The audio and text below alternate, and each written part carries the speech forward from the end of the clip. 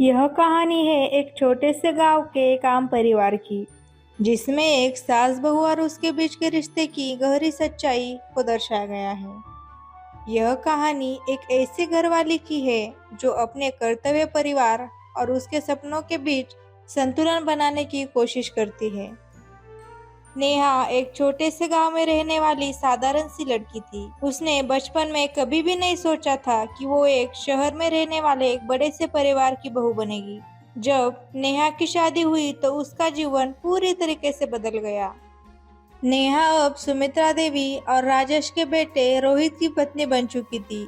सुमित्रा देवी एक सख्य और पारंपरिक सास थी, जो हर छोटे से छोटे बात पर ध्यान रखती थी और परिवार के सभी सदस्यों को अपनी कठोरता से नियंत्रित करती थी। नेहा का पति रोहित एक अच्छा और समझदार आदमी था, लेकिन उसे अपनी माँ से डर था और वो हमेशा उसकी इच्छाओं के सामने झुक जाता।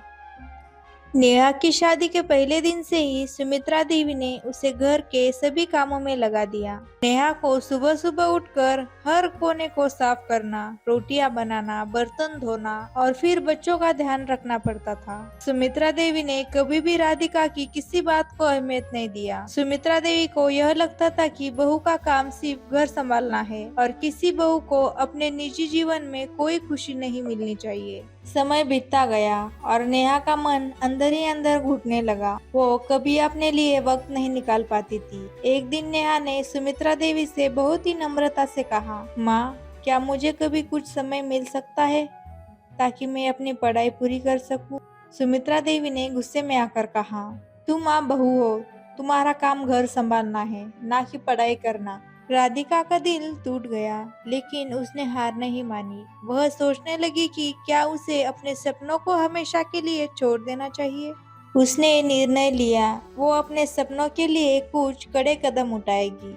नेहा ने घर के कामों को जल्दी से खत्म करना शुरू किया ताकि उसे थोड़ा समय मिल सके। उसने कुछ इंटरनेट से कोर्सेज करना शुरू किया, जिसमें उसने ब्यूटी पार्लर का काम सीखा। धीरे धीरे नेहा ने अपनी मेहनत से खुद को साबित किया और सुमित्रा देवी की नजरों में अपने लिए स्थान बनाया।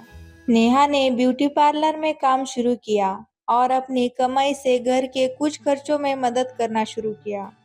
ये देखकर सुमित्रा को हैरानी हुई।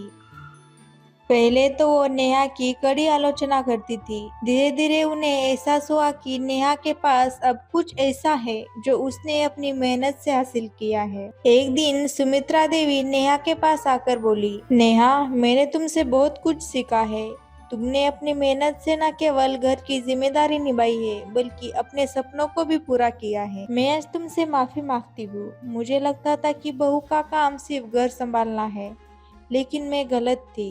मुझे अब एहसास हो गया है कि बहू की भी एक पहचान होती है। नेहा ने सुमित्रा देवी की बातें सुनकर कहा, माँ, मैं हमेशा आपके साथ हूँ। हम दोनों मिलकर इस घर को खूबसूरत बना सकते हैं।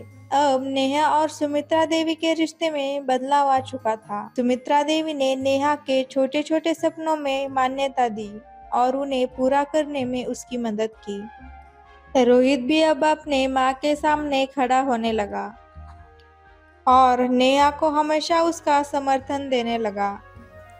नेहा ने अपने जीवन के सपनों को न केवल जिया, बल्कि घर की खुशहाली का भी कारण बन गई।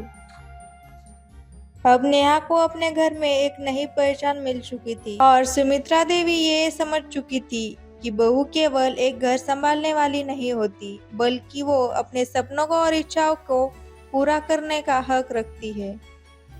वो दोनों मिलकर घर के हर काम को साझा करने लगी और इस तरह से सास बहू के रिश्ते में एक नई शुरुआत हुई।